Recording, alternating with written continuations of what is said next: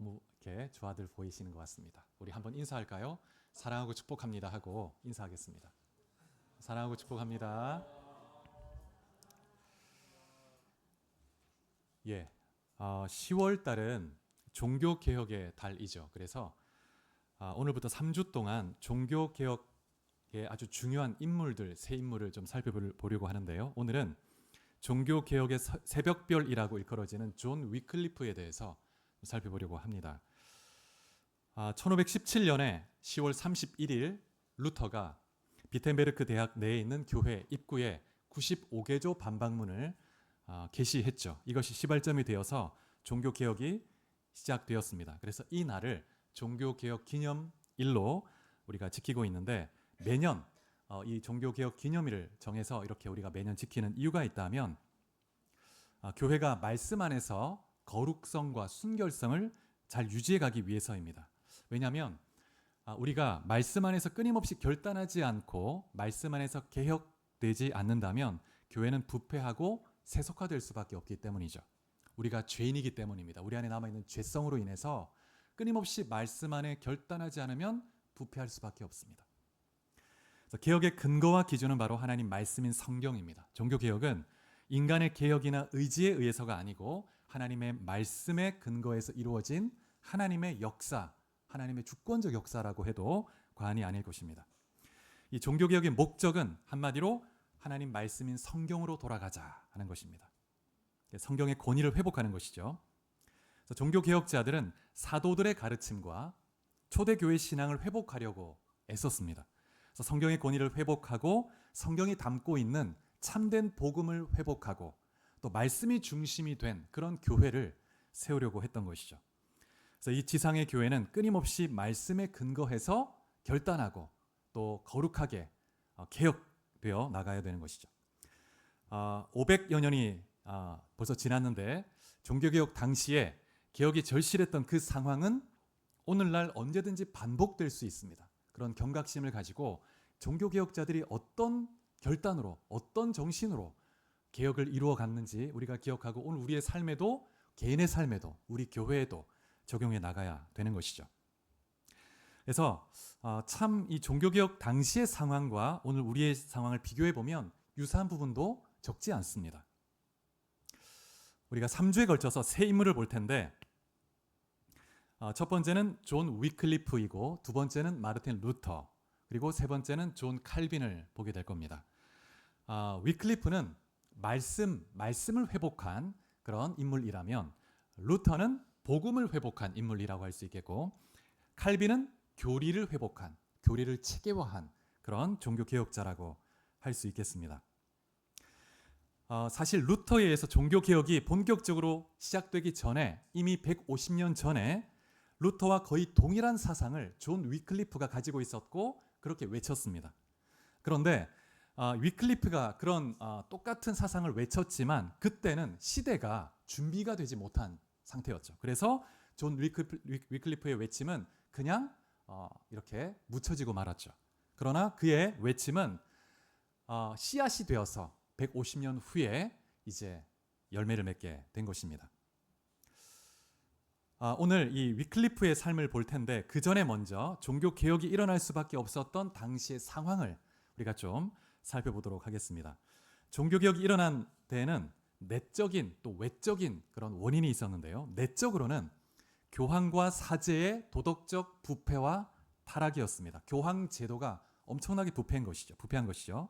외적으로는 르네상스가 있었고 또 인쇄술이 발달했고 또 신대륙의 발견, 이러한 것들이 종교개혁에 직간접적으로 영향을 미치게 되었습니다. 종교개혁이 일어날 당시 유럽의 기독교는 부패와 타락으로 인해서 초대교회의 신앙과 그 신학과 복음과 너무나 멀리 벗어나 있는 그런 상태였습니다. 특별히 교황과 성직자들의 부패와 타락이 극에 달해 있었죠. 중세교회 타락의 원인 두 가지를 들 수 있는데, 첫 번째는 이 서방교회가 476년 그때 서방교회가 이제 로마가 멸망하게 되고 이제 동방교회만 남아 로마만 남게 되죠. 그 이후에 게르만족이 이제 로마로 들어오게 되는데, 그러면서 이제 게르만족이 이제 기독교화 되기 시작하는데, 그때 이 교회가 이 게르만족을 흡수하는 과정에서 기독교의 핵심 진리를 상황화시켜 버립니다. 그래서 이 게르만족은 토속신을 섬기는 그런 다신론자들이었습니다. 온갖 신을 섬기는 거예요. 토속신들을. 근데 그러다 보니까 이 게르만족뿐 아니라 그리스, 로마 문화에 익숙했던 당시 지중해 문화권에 있던 그런 사람들이 표면적으로는 기독교를 받아들였습니다. 기독교화 되었기 때문에. 그런데 그 내면적으로는 기독교를 자신들만의 신앙의 형식으로 이렇게 변화시켜서 상황화해서 받아들인 겁니다. 그래서 내면적으로는 전혀 다른 그런 신을 섬기는 거예요. 표면적으로만, 형식적으로만 기독교를 섬기지만 내면적으로는 다른 신을 섬기는 것과 마찬가지였습니다. 그래서 이 게르만족들이 자신이 섬기는 토식신들을 버리는 것을 힘들어하니까 그들 안에 상황화되면서 기독교 신앙이 만들어낸 것이 뭐냐면 성인 숭배 사상이었죠. 성인 숭배. 이 성인이라는 것은 신앙의 모범적 삶을 살다간 그런 사람들에게 주어지는 칭호인데, 그들이 죽고 나면 교회가 이제 결정을 내리는 겁니다. 이분은 정말 모범적 신앙의 삶을 살았다. 성인으로 딱 이렇게 칭하는 겁니다. 그러면 그 성인에게는 신비한 능력이 있어서 예수님에게 직접 기도하는 것이 아니라 성인에게 기도해서 성인을 통해 기도하면 더 기도를 잘 들어주신다는 거예요. 그래서 성인에게 기도를 하기 시작한 겁니다. 그런데 이제 이교도들이 믿었던 수많은 그런 남신과 여신들이 중세 교회에 들어오게 되는데 성인들로 탈바꿈해서 들어오게 되는 겁니다. 그래서 각종 직업을 주관하는 성인이 있고 질병을 치유하는 그런 성인도 나타나게 되는 거죠. 그래서 직업이 잘 되도록 하기 위해서 특정 성인에게 기도합니다. 특정 질병을 위해서 특정 성인에게 기도하는 거예요. 그래서 예수님의 제자였던 야고보 같은 경우에는 질병을 돕는 성인으로 알려져 있는데 특별히 관절염 치유에 그런 효험이 있는 그런 성인으로 알려져 있었습니다. 그래서 관절염이 있다면 이 야고보 성인을 통해서 기도하는 거예요. 그러면 치유된다고 믿었던 것입니다. 여러분, 루터가 처음 이제 그 인생의 전환점이 됐던 순간이 언제냐면 이제 길을 가고 있는데 비가 엄청나게 내리는데 이제 번개가 확 치는데 자기 옆에 있는 나무가 번개를 맞아요. 그래서 나무가 쩍 갈라져 넘어집니다. 엄청난 두려움에 사로잡혀 가지고 루터가 땅에 엎드려져서 기도를 하는데 그때 누구에게 기도했을까요? 예수님에게 했을까요? 이때 성안나에게 기도합니다. 성안나에게. 성안나에게 저를 살려주시면 수도사로 헌신하겠습니다. 이렇게 결단하죠. 이 성안나는 예수님의 외조모 마리아의 어머니로 알려져 있습니다. 근데 그 마리아의 어머니니까 성인으로 딱 칭하고 그렇게 숭배했던 것입니다. 성안나에게 기도한 거예요. 근데 이 성안나는 광부들이 주로 의지했던 그 성인이었는데 위기에 처한 사람을 도와주는 성인이었습니다. 근데 루터의 아버지가 광부였죠. 그래서 루터는 어릴 때부터 성안나에게 기도하는 게 굉장히 익숙했던 거예요. 그래서 자기가 위기에 처했을 때 성안나가 즉각적으로 생각이 났고 기도했던 겁니다. 그래서 이렇게 수도사로 헌신하겠다. 그래서 이후에 헌신하게 되죠. 그래서 루터가 실질적으로 변화되었던 것은 말씀을 통해서 변화된 겁니다. 말씀을 통해서 복음을 깨닫고 회개하고 예수를 믿게 된 것이죠. 특별히 당시에 지중해 문화권에서 특징적인 것이 뭐냐면 여신이 많았다는 것입니다. 여신이 정말 많았습니다. 그래서 이집트 같은 경우에 이시스 여신이 있고 바벨론 세라미스 여신, 에베소의 아데미 여신, 그리고 고린도에 어떤 여신이 있습니까? 아프로디테 여신, 사랑의 여신이죠. 성경에 보면 아스타롯 여신도 나옵니다. 그래서 여신이 정말 많고 또 특별히 애굽에 보면 이시스 여신이 아들 호루스를 안고 있는 모습이 있죠. 그래서 아들과 그 어머니에 관련된 이 신화가 굉장히 많이 있습니다. 지중해 문화권에 있는 많은 민족들이 이렇게 여신들을 숭배했죠. 근데 이런 여신들 숭배 사상이 그들에게 이렇게 기독교를 받아들이면서 마리아라는 인물로 연결이 되는 거예요. 그래서 마리아를 신격화시켜서 마리아를 숭배하기 시작합니다. 그래서 자연스럽게 마리아가 신격화되었고 기도의 대상이 되었는데 1854년에 교황 피우스 9세가 어떤 교리를 이제 발표하냐면 마리아는 무죄했고 평생 죄가 없는 가운데 살았다. 그리고 처녀로 이렇게 살았다. 이렇게 교리를 선언합니다. 1950년에는 마리아가 부활했고 승천했다는 교리까지 확정하게 됩니다. 그리고 이제 1962년에도 마리아가 종신 처녀설이었다. 이런 선언도 하게 되죠. 그래서 자신들만의 교리를 세우기 위해서 성경에 나오지 않는 그런 이론들을 세워가는 거예요. 교리를 확정하는 겁니다. 이런 교리를 교황이 결정하는 것입니다. 그래서 종교개혁 당시의 교회는 초대교회 신앙에서, 성경적 신앙에서 너무나 멀리 벗어나 있는 상태였습니다. 이게 기독교인가 하는 그런 생각이 들 정도로 타락해 갔던 것이죠.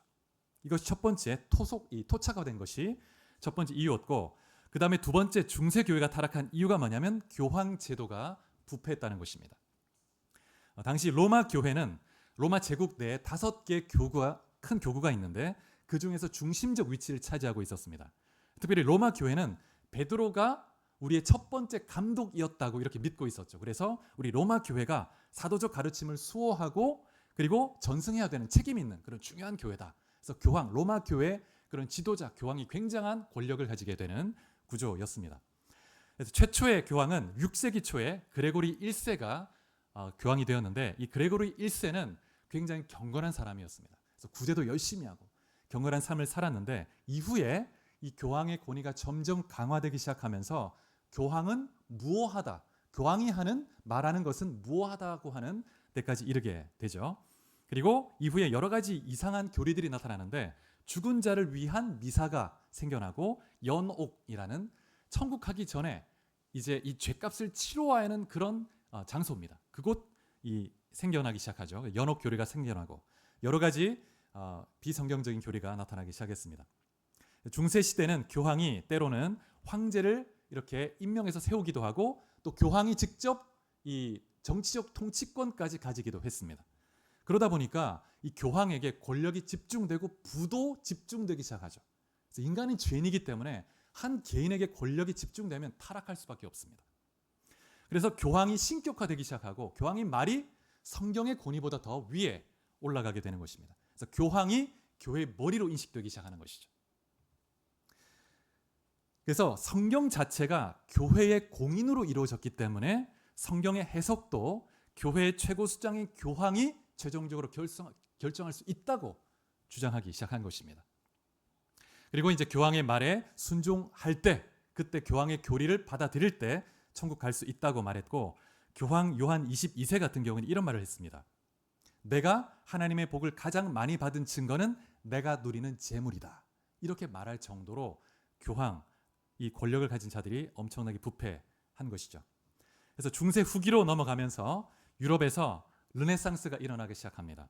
그래서 근본으로 돌아가자, 근원으로. 그래서 당시에 그리스 로마 시대의 그런 문명을 다시 회복하려고 했습니다.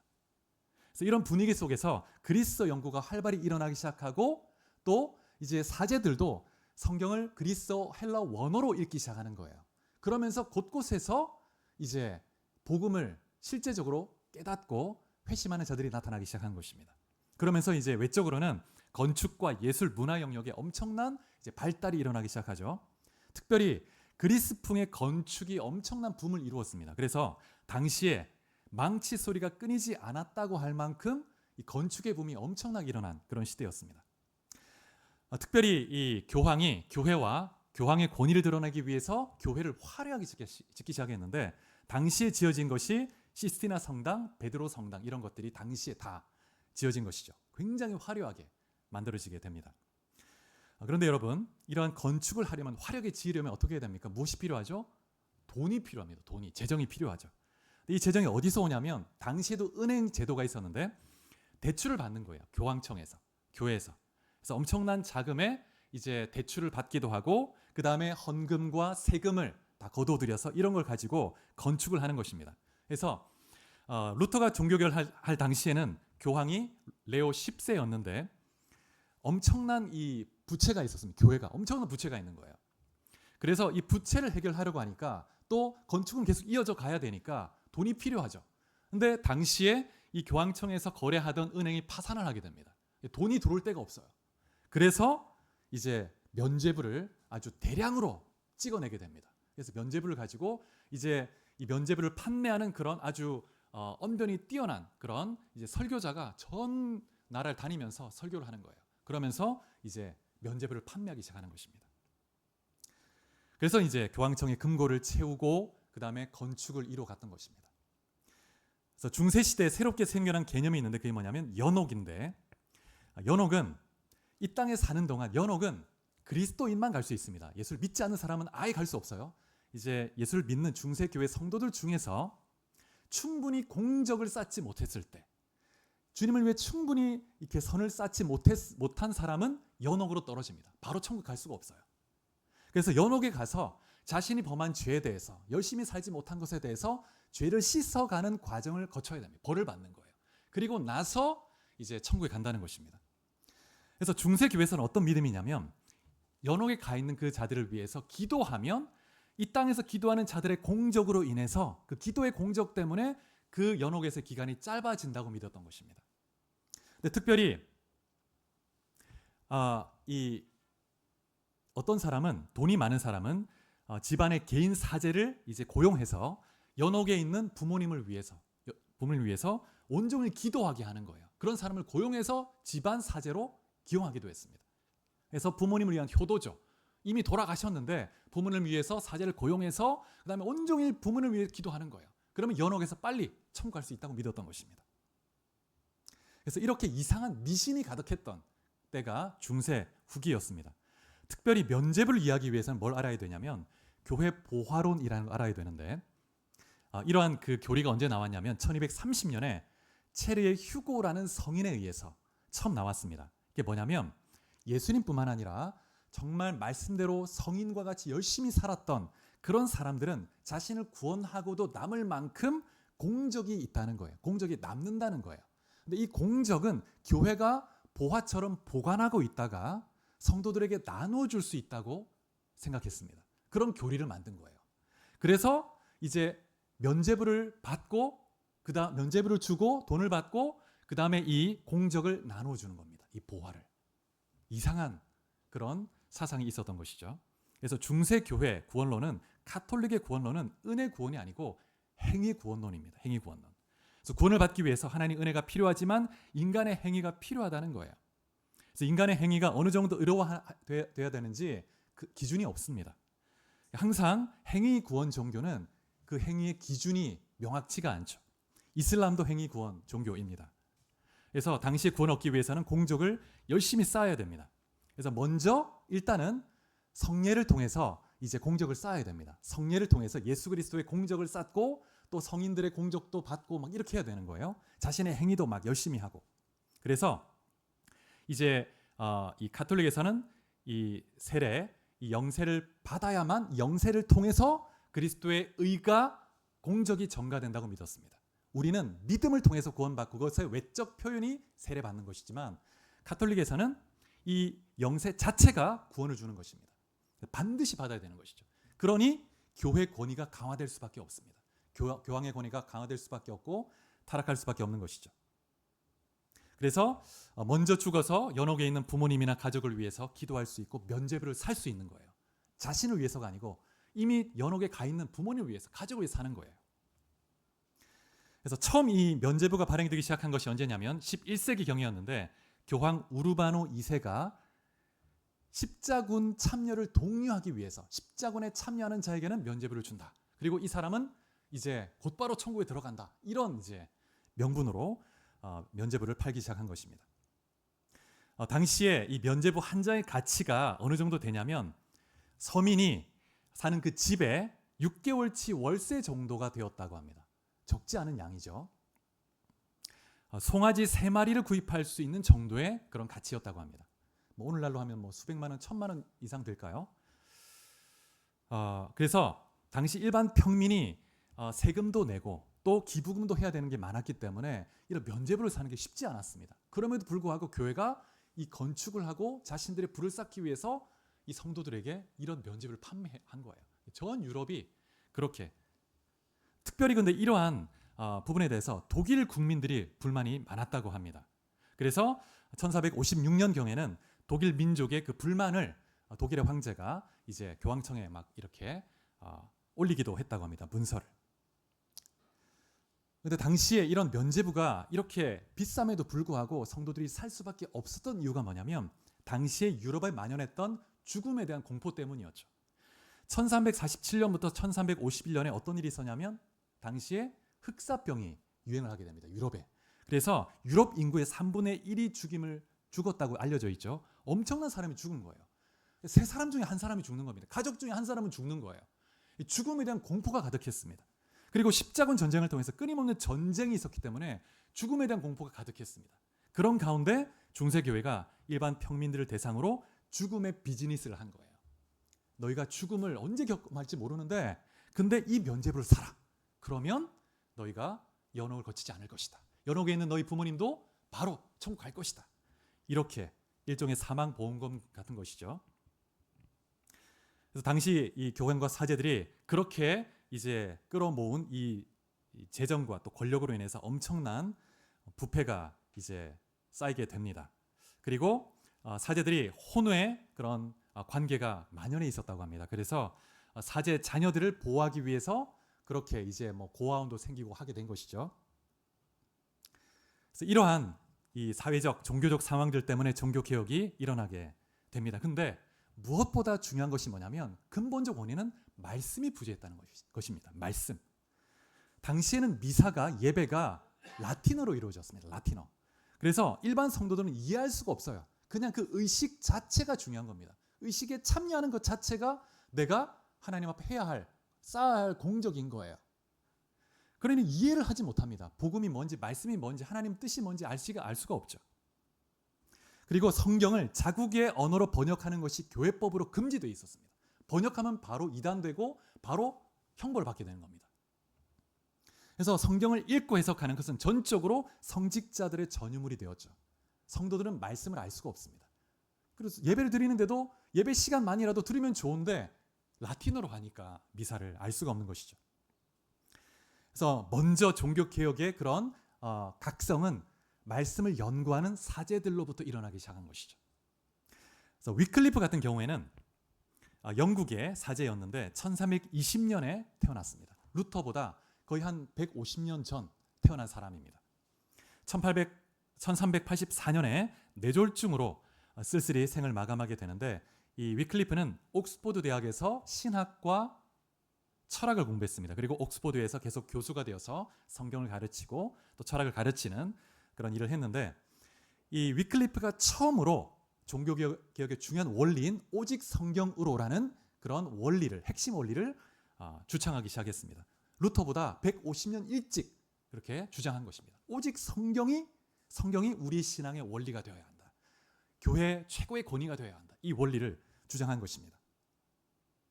근데 그러던 중에 한 번은 이 위클리프가 영국의 국왕이었던 에드워드 3세와 함께 로마에 방문하게 됩니다. 당시에 영국과 이 교황청 사이에 세금 문제 때문에 갈등이 있었는데 이 문제를 해결하기 위해서 영국 국왕이 가는데 사절단에 이 위클리프가 함께 가게 된 거예요.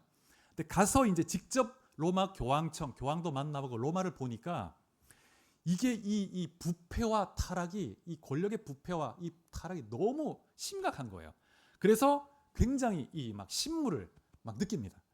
그래서 야, 정말 말씀에 근거해서 개혁을 이루어 가야 된다는 그런 불이 막 일어나기 시작하는 것이죠. 그래서 이 위클리프가 이 교황직 자체가 인간이 만들어낸 그런 인간의 만들어낸 규정, 이 제도에 불과하고 교황을 신랄하게 비판하죠. 루터도 그랬는데 이미 위클리프가 교황은 적그리스도이고 거짓 그 자체다. 이렇게 비판을 했습니다. 아주 신랄하게 비판했습니다. 그래서 이제 이 위클리프가 여러 가지 기존의 당시 중세교회 가르침에 반론을 제기했는데 무엇보다 이제 교황과 교회가 모든 진리의 근원이 아니고 이 말씀, 이 성경이 모든 진리와 그 다음에 권위의 근거가 된다고 믿었습니다. 그래서 위클리프가 어떤 말을 했냐면 성경은 모든 사람의 것이어야 한다. 모든 사람의 것이어야 한다. 성경을 그래서 영어로 번역했죠. 1382년에 영어로 번역합니다. 그래서 이제 그 제자들을 통해서 이렇게 많은 사람들에게 알렸는데 당시에는 인쇄술이 발달하지 않았기 때문에 이 성경을 한 권 번역해서 책으로 만드는 것이 굉장히 어려웠습니다. 굉장히 비싼, 돈이 많은 드는 일이었죠. 그래서 성경을 번역해서 제자들에게 막 찍어서 나눠주면 좋은데 그렇게 할 수가 없었고, 그래서 자신이 번역한 다음에 제자들에게 가르쳐 줍니다. 그리고 암기를 시킵니다. 자기 제자들에게. 너는 마태복음을 암기해라. 너는 마가복음을 암송해. 너는 창세기를 암송해. 이렇게 암송을 시켜요. 그래가지고 그 사람들이 여러 지역을 다니면서 암송한 말씀을 그대로 암송합니다. 그리고 가르쳐 줍니다. 그렇게 해서 이제 복음을 전하는 거예요. 말씀을 가르치는 것이죠. 이 사람들을 롤라드라고 부릅니다. 롤라드. 당시 롤라드. 근데 롤라드란 말은 중얼거리다라는 뜻인데 사람들이 이렇게 조롱하는 뜻으로 이렇게 불렀습니다. 계속 말씀을 암송해야 되는 거예요. 계속 중얼중얼하면서 말씀을 암송하는 거예요. 말씀이 없으니까 비밀리에 숨어서 암송하는 겁니다. 그리고 사람들 만나서 그 말씀을 암송해주고 전하는 거예요.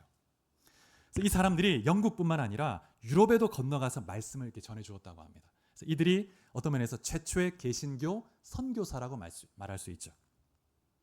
그리고 이제 이미 위클리프가 오직 그리스도의 공로에 대한 믿음으로 구원을 얻을 수 있다고 이미 주장하기 시작했었습니다.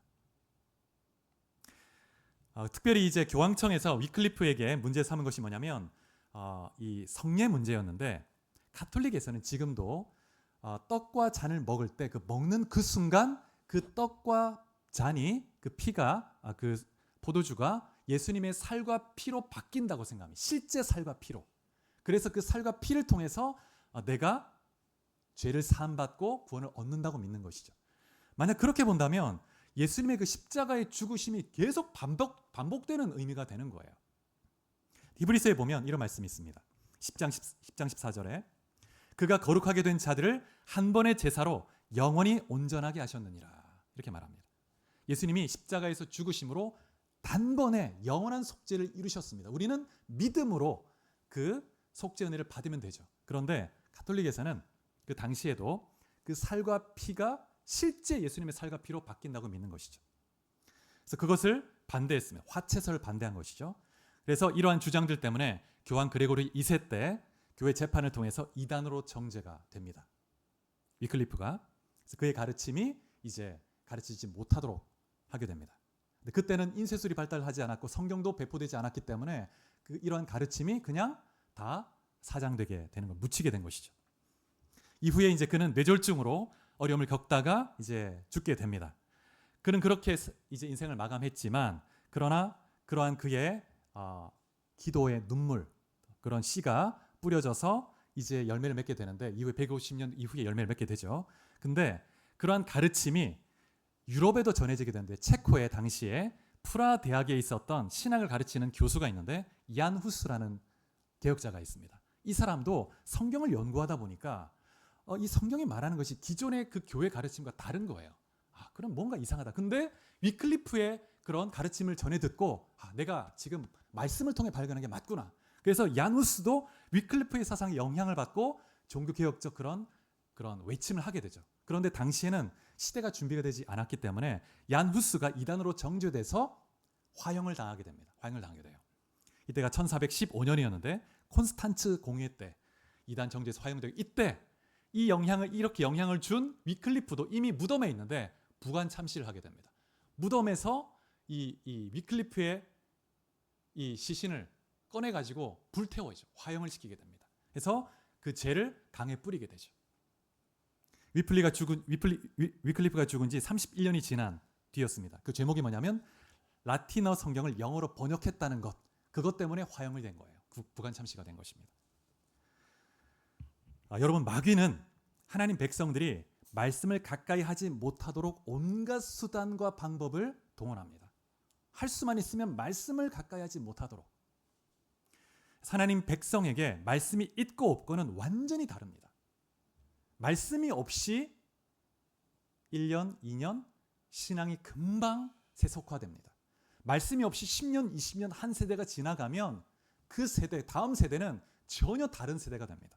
여러분 여호수아가 이제 가나안 땅을 정복하고 나서 이스라엘 백성들이 정착하고 나서 이제 여호수아가 죽고 나서 한 세대가 채 지나지 않아서 이스라엘 백성이 타락하게 되는데 결정적 원인 중에 하나가 뭐냐면 말씀이 부재였습니다. 말씀을 가르치지 않았습니다. 우리나라에도 가야 시대에 처음 복음이 들어왔던 것으로 알려져 있죠. 근데 당시에는 신약 성경 자체가 존재하지 않았을 때입니다. 그래서 왕실의 일부만 이제 인도 황후를 이렇게 이제 왕 아내로 받아들여서 이렇게 처음 복음이 들어왔다고 알려져 있죠. 이후에 중국에도 경교로 알려져 있는데 이단이긴 했지만 삼일체에 대한 이단이긴 했지만 중국에도 복음이 들어와 있었습니다. 그래서 8세기 경까지 이제 정착해 자리 잡았었는데 그런데 이제 국가적 핍박과 토착화로 인해서 사라지게 됩니다. 기독교의 잔재가 완전히 사라지게 되죠. 그래서 말씀에 대한 체계적인 교육과 가르침이 없으면 그러면 교회는 시대가 지나면 상황화되고 사라지게 됩니다. 역사가 보여주는 것이죠. 부패하고 타락합니다. 교회가 껍데기는 존재할 수 있어도 완전히 다른 종교가 됩니다. 그 되면은. 그래서 항상 성경에 보면 강력한 부흥의 중심에는 하나님의 말씀이 있는 것을 볼 수가 있죠. 자, 우리 말씀을 한번 찾아보겠습니다. 사도행전 19장 20절. 사도행전 19장 20절.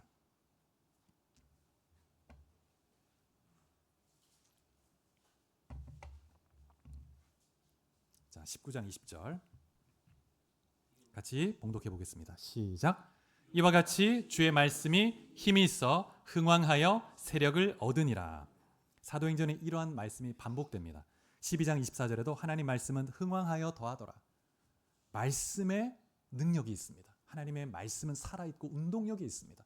그래서 말씀이 있고 없고는 천지차이죠. 우리의 마음에 말씀이 심겨져 있으면 그 사람은 흔들리지 않습니다.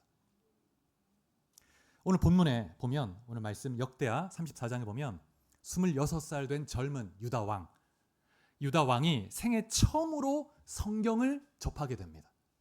처음으로 하나님의 그 존전 앞에 서는 경험을 하는 거예요. 말씀을 통해서.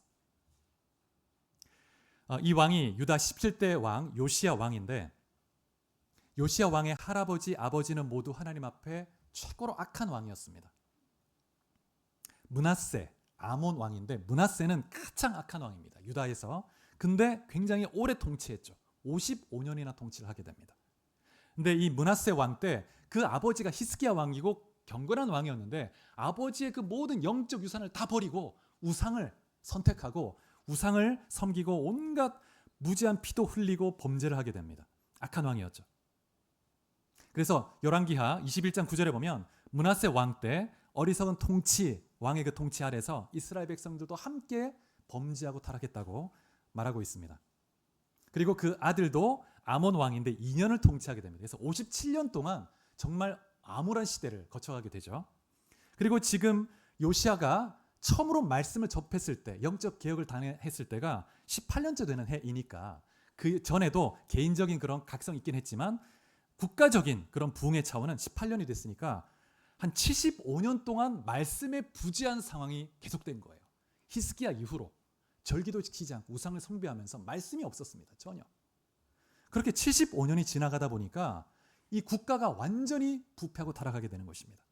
그래서 하나님 말씀은 성전 한 구석의 헌금함 속에 그냥 버려져 있었던 거예요. 먼지가 수북히 쌓인 채. 혹시 여러분 개인의 삶에서 여러분 말씀을 이렇게 외면한 채 말씀에 먼지가 쌓이도록 하고 계신 분 계시지 않습니까?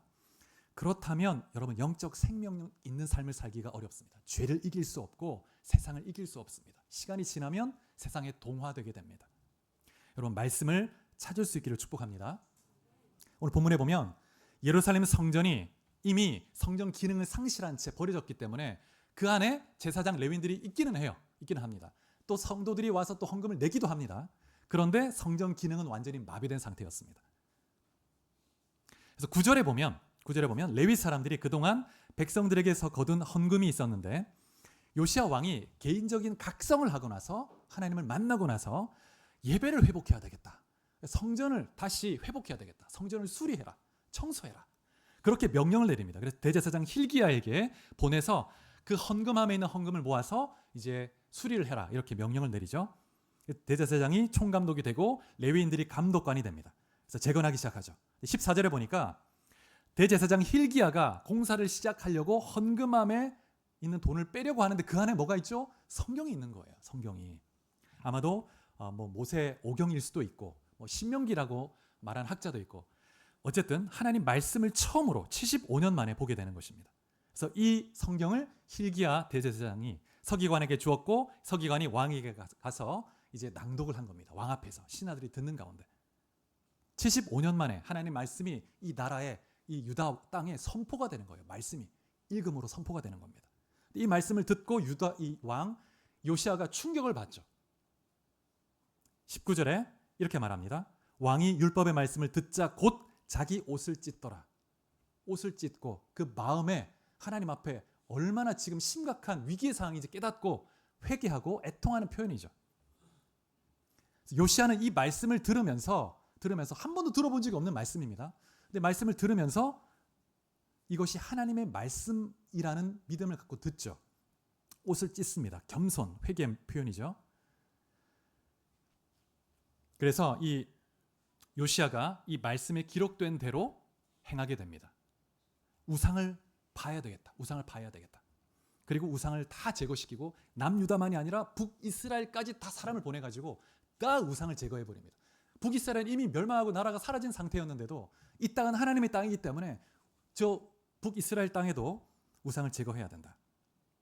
그리고 요시야 왕이 이제 hil기야와 이 제사장과 의논한 후에 이 당시에 선지자 훌다라는 여선지자가 있는데 그에게 보내죠. 그래서 하나님의 뜻을 묻게 합니다. 그러자 이제 이 여선지자가 그 내용을 전해주는데 그 내용이 24절부터 28절에 나옵니다. 이 말씀의 핵심이 뭐냐면 율법책에 기록된 대로 하나님이 진노를 부으실 것이다. 이 땅에 이 백성이 범한 죄가 너무나 심각하기 때문에 하나님이 진노를 부을 것이지만 왕이 살아있는 동안에는 재앙을 내리지 않을 것이라고 말합니다. 경건한 왕이 있고 그 통치를 받는 백성들은 하나님의 진노를 피하게 되는 거예요. 그래서 27절에 보면 이렇게 말씀합니다. 내가 이곳과 그 주민을 가리켜 말한 것을 내가 듣고 마음이 연약하여 하나님 앞 곧 내 앞에서 겸손하여 옷을 찢고 통곡하였으므로 나도 내 말을 들었노라. 이렇게 말합니다. 마음이 연약하다 이 말은 뭐냐면 두려워하고 낙심하고 부드럽게 된다는 것입니다. 하나님 말씀을 듣고 두렵고 떨리는 마음으로 듣고 마음이 부드럽게 되었다는 거예요. 그리고 하나님 말씀대로 살지 않을 때 어떤 진노의 심판을 받는가를 보고 마음이 두려움 가운데 빠집니다. 그러면서 겸손히 하나님 앞에 엎드리는 것이죠. 그래서 하나님이 이 요시야의 마음의 통곡과 회개를 들었다고 말씀하고 있습니다. 여러분, 하나님 말씀 들을 때 우리 가운데 이러한 마음으로 겸손과 부드러운 심령으로 듣고 우리가 회개하며 나아갈 때 하나님의 놀라운 역사가 나타나는 것입니다. 자, 우리 이사야 66장 2절 말씀을 한번 보시겠습니다. 이사야 66장 2절.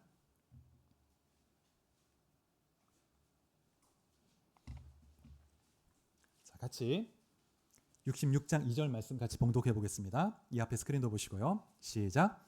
나 여호와가 말하노라. 내 손이 이 모든 것을 지었으므로 그들이 생겼느니라. 무릇 마음이 가난하고 심령에 통회하며 내 말을 듣고 떠는 자 그 사람은 내가 돌보려니와.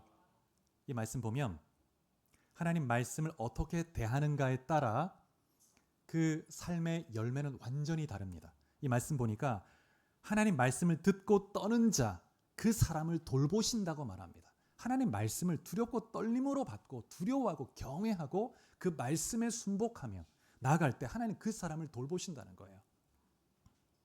자, 우리 한 구절도 보겠습니다. 데살로니가 전서 2장 13절입니다. 데살로니가 전서 2장 13절.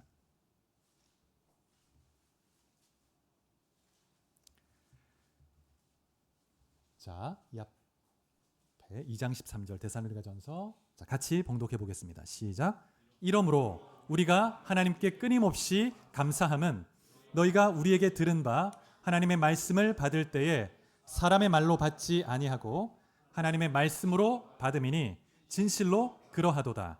이 말씀이 또한 너희 믿는 자 가운데서 역사하느니라. 데살로니가 교회 성도들은 바울이 이렇게 복음을 전해서 세워진 교회인데 바울이 이 데살로니가 교회에 3주 동안 새 안식일을 머물렀다고 되어 있습니다. 그래서 길어도 수개월밖에 머물지 않았습니다. 근데 교회가 세워졌고 이들이 하나님의 말씀 붙들고 믿음 안에서 환난과 핍박을 이겨냈죠. 근데 이들이 바울의 말을 들을 때 사람의 말로 받지 않았다는 거예요. 하나님이 하시는 것처럼 듣고 두렵고 떨림으로 받아들였다는 겁니다. 그래서 이 말씀이 성도 안에 역사한다고 말씀하고 있습니다.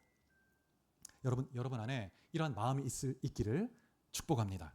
하나님의 말씀을 들을 때 정말 두렵고 떨리는 마음으로 하나님을 경외할 때 하나님의 말씀이 생명으로 여러분의 심령에 역사하는 것이죠. 그래서 말씀에는 세 가지 종류가 있는데 개혁자들이 이렇게 말했는데 기록된 말씀 성경이죠. 그 다음에 선포된 말씀 설교입니다. 선포된 말씀. 그리고 보이는 말씀이 뭘까요? 성례입니다. 성례. 세례와 성찬을 통해서 하나님의 말씀의 실제를 눈으로 보는 것이죠. 하나님의 말씀을 대할 때 두렵고 떨림으로 하나님을 대하듯 대하면 하나님의 말씀의 생명과 능력과 치유의 역사가 나타나게 되는 것입니다. 그런데 오늘 본문에 보면 요시야 왕의 심령에 말씀의 빛이 비추어진 이후에 이 말씀의 능력은 개인에게만 머물지 않았고 이 요시야가 왕이었기 때문에 그 왕으로 통치하는 그 나라 전체에 영향을 미치게 됩니다. 말씀의 이 열매와 능력은 그 개인에게뿐만이 아니라 놀랍게 그 삶 전체, 그 나라 전체에 영향을 미치게 되는 것입니다. 그래서 여러분 신앙과 삶은 절대 분리되지 않죠. 우리가 주일에 예배하는 마음으로 우리 가정에서 또 학교, 또 직장에서 그 말씀에 따라 순복하며 나갈 때 말씀의 생명과 그 능력의 역사가 여러분의 삶 전체에 드러나게 되는 것입니다. 오늘 본문 29절 이후를 보면 요시야 왕이 예루살렘의 모든 장로를 불러 모읍니다. 성전에 올라가죠. 그리고 유다 모든 사람을 다 불러 모읍니다. 그리고 그 모든 백성에게 말씀을 읽어주는 거예요. 말씀 읽어줍니다. 그리고 하나님 앞에 31절에 보면 하나님 앞에 이 백성이 새롭게 언약을 갱신합니다. 하나님 우리가 말씀대로 살지 못했습니다. 하나님 백성임에도. 그러나 이 시간 결단합니다. 하나님 말씀을 읽고 말씀대로 순종하며 살겠습니다. 이런 언약을 갱신하는 것이죠. 그리고 5장 끝부분에 보면 영적 개혁 이후에 6월절 절기를 다시 지키게 되죠. 근데 사무엘 이후로 이렇게 이 6월절 절기를 말씀 그대로 이스라엘 백성 온 전체가 지킨 적이 없었다고 말하고 있습니다. 여러분 성도 한 사람이 하나님의 말씀으로 경험하게 될 때 그 한 사람 개인만이 아니라 가정과 또 직장과 나라가 변화될 수 있습니다.